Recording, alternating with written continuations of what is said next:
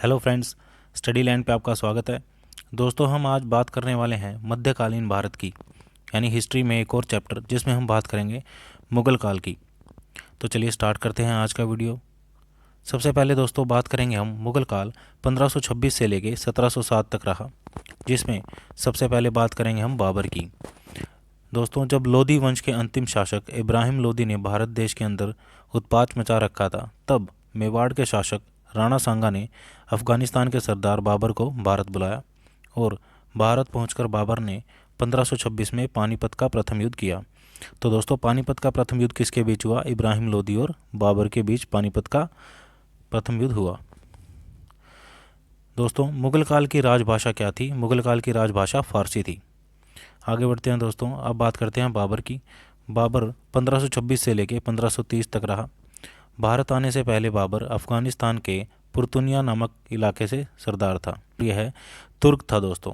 भारत आने के बाद बाबर ने लगातार 4 युद्ध किए, जिनकी हम बात करेंगे। जैसे 1526 में पानीपत का युद्ध, जो बाबर और इब्राहिम लोदी के बीच हुआ। उसके बाद दूसरा 1527 में खानवा का युद्ध, जो बाबर और राणा सांगा के बीच हुआ। उसके बाद तीसरा 1528 में चंदेरी का युद्ध, जो बाबर और मेदिनी राय के बीच हुआ।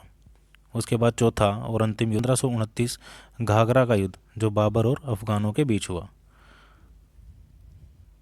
बात करते हैं खानवा युद्ध की। खानवा युद्ध में विजय प्राप्त करने के बाद बाबर को गाजी की उपाधि प्रदान की गई। बहुत इंपॉर्टेंट दोस्तों, बाबर को गाजी की उपाधि प्रदान की गई। अपनी दानवीरता के कारण बाबर को कलंदर की उपाधि से भी सम्मानित किया गया था। बाबर की आत्मकथा का नाम बाबर है। 1530 ईस्वी में बीमारी के कारण बाबर की मृत्यु आगरा में हो गई। तो दोस्तों, पहले बाबर का मकबरा आगरा में था, लेकिन बाद में इसे काबुल ले जाकर दफनाया गया, क्योंकि बाबर की अंतिम इच्छा थी कि उसे काबुल में दफनाया जाए। आगे बढ़ते हैं दोस्तों।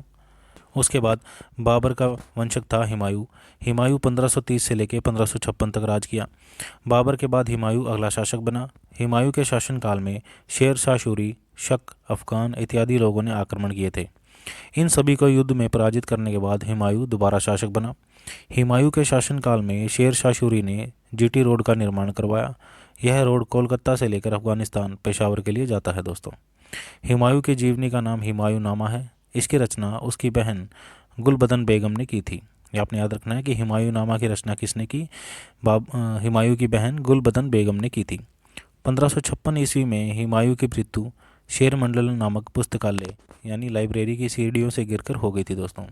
इसके बाद इसका पुत्र अकबर मुगल काल का अगला शासक बना। अब बात करते हैं दोस्तों अकबर की। 1556 से लेके 1605 में अकबर का जन्म 1542 में अमरकोट पाकिस्तान में हुआ। अकबर ने कम उम्र में ही पानीपत के द्वितीय युद्ध, जो 1556 में सिकंदर सूरी के सेनापति हेमू के बीच लड़ा गया, उसको पराजित किया। दोस्तों, इसमें अकबर के सेनापति बैरम खान ने उसकी जीत हासिल करने में बहुत बड़ी भूमिका निभाई थी, क्योंकि उस समय अकबर सिर्फ 8 वर्ष का था। अब अकबर का शासनकाल हिंदी साहित्य का स्वर्ण काल कहा जाता है दोस्तों।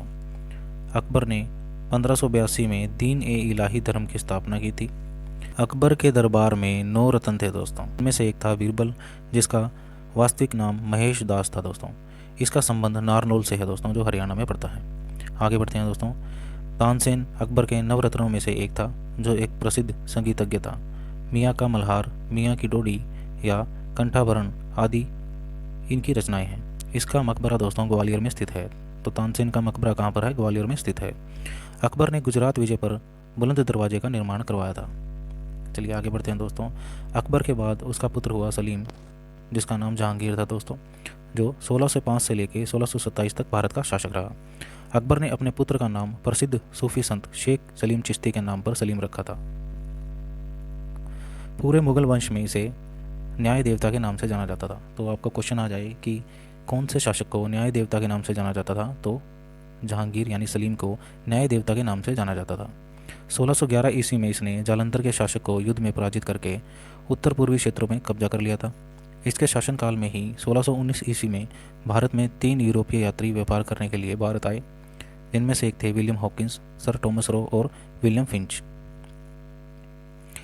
इसकी बेगम का नाम मेहरुनिसा था दोस्तों, और यह फारस के सुल्तान मिर्जा रियास बेरा की पुत्री थी। इसे ही नूरजहाँ के नाम से जाना जाता है, यानी मेहरुनिसा को ही नूरजहाँ के नाम से जाना जाता है। नूरजहाँ की माता इन्होंने ही इत्र का इजाद किया था दोस्तों। ये भी फैक्ट आपने याद रखना है। जहांगीर का काल चित्रकाल का स्वर्णकाल था, यानी जहांगीर के काल में चित्रकारी का स्वर्णकाल कहा जाता है, क्योंकि इसके शासनकाल में ही चित्रकारी अपनी चरम सीमा पर थी। अब्दुल हसन जहांगीर के चित्रकार थे दोस्तों, ये आपने याद रखना है, अब्दुल हसन। जहांगीर के बाद इसका पुत्र खुर्रम मुगल वंश का अगला बादशाह बना। आइए जानते हैं खुर्रम के बारे में दोस्तों। खुर्रम, जिनका नाम शाहजहां भी है, 1627 से लेकर 1657 इन्होंने शासन किया। शाहजहां का वास्तविक नाम खुर्रम था। इसका शासनकाल स्थापत्य कला का स्वर्णकाल कहलाता है दोस्तों, क्योंकि इसके शासनकाल में ही दिल्ली का लाल किला, दिल्ली की जामा मस्जिद, मयूर सिंहासन, आगरा का ताजमहल इत्यादि निर्माण करवाए गए। इसलिए शाहजहां के काल को ही स्थापत्य काल का स्वर्णकाल कहा जाता है। आगे बढ़ते हैं दोस्तों। इस मयूर सिंहासन पर सबसे पहली बार शाहजहां और अंतिम बार मोहम्मद शाह रंगीला बैठे थे, क्योंकि इसके शासनकाल में फारस का लुटेरा नादिर शाह ने मयूर सिंहासन को लूट लिया था। तो ताजमहल बनवाने वाला मुख्य कलाकार उस्ताद अहमद लाहौरी था दोस्तों, और मयूर सिंहासन बनाने वाला मुख्य कलाकार बदल खान था दोस्तों, ये आपने याद रखने हैं। शाहजहां की बेगम का नाम अर्जुमंद बानो बेगम था, जिसे मुमताज़ के नाम से भी जाना जाता है। इन्हीं की याद में ताजमहल बनाया गया था दोस्तों। आगे बढ़ते हैं दोस्तों। शाहजहां के 7 बेटे थे। इन संतानों में सबसे प्रिय संतान दारा शिकोह और औरंगजेब थे दोस्तों। उत्तराधिकारी के युद्ध में औरंगजेब ने अपने सगे भाई दारा शिकोह को युद्ध में पराजित करके मुगल वंश का अगला शासक बना। अब बात करते हैं दोस्तों औरंगजेब की। औरंगजेब भारत देश को मुस्लिम देश बनाना चाहता था, क्योंकि यह कट्टर मुस्लिम था दोस्तों। इसने कई हिंदू मंदिरों को तोड़ा था। इसके द्वारा तोड़े गए मंदिरों में गुजरात का सोमनाथ मंदिर, काशी का विश्वनाथ मंदिर और मथुरा का केशवराय मंदिर प्रमुख रूप से शामिल है दोस्तों। मुगल वंशों में औरंगजेब ने सबसे ज़्यादा टैक्स वसूला था दोस्तों, यानी कर सबसे ज़्यादा वसूला किसने? औरंगजेब ने। आपने याद रखना है दोस्तों। औरंगजेब के बाद बहुत सारे मुगल शासक हुए, परंतु इन मुगल शासक में अंतिम शासक बहादुर शाह जफर था दोस्तों। कुछ फैक्ट याद करते हैं, यानी औरंगजेब के गुरु का नाम क्या था? तो औरंगजेब के गुरु का नाम मोहम्मद हाकिम था। औरंगजेब संगीत प्रेमी होने के कारण वीणा बजाते थे दोस्तों। औरंगजेब को लोग जिंदा पीर के नाम से भी बुलाते थे। मुगल सेना में इसके शासनकाल में सबसे ज़्यादा हिंदू थे दोस्तों।